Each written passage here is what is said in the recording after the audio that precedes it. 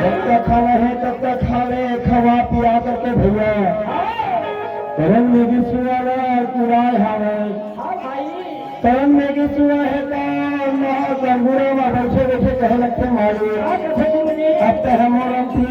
प्रणाम स्वीकार करो फिर मुलाकात हुआ थे कि नहीं हुआ थे का गारंटी है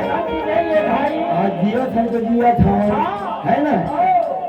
जिया था तो माता के सेवा का छोड़ अम्मा का बेटा कहाँ के सेवा है भैया भैया होके भाई उस समय करन में किस हुआ है तो उड़े हवा और कहाँ पहुँचे हुए ले जाई तो पहुँच गया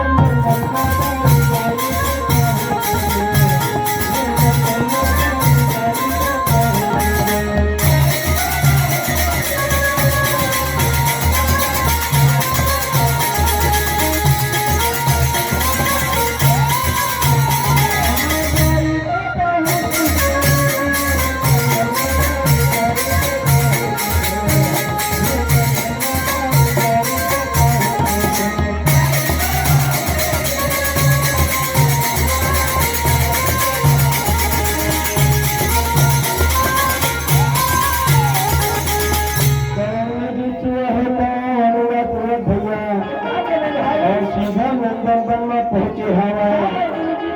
नंदन के आमा के दार में बैठे हवा आमा के दार में बैठ करके वो जगह के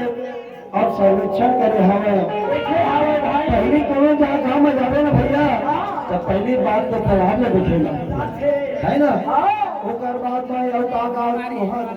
और सुविधा हवाई में बैठे लाते भाई करन में की सुआ है तो वह आमा के दार में बैठे हवा भाई और दर्शनपुर के सुरक्षा में बैठा था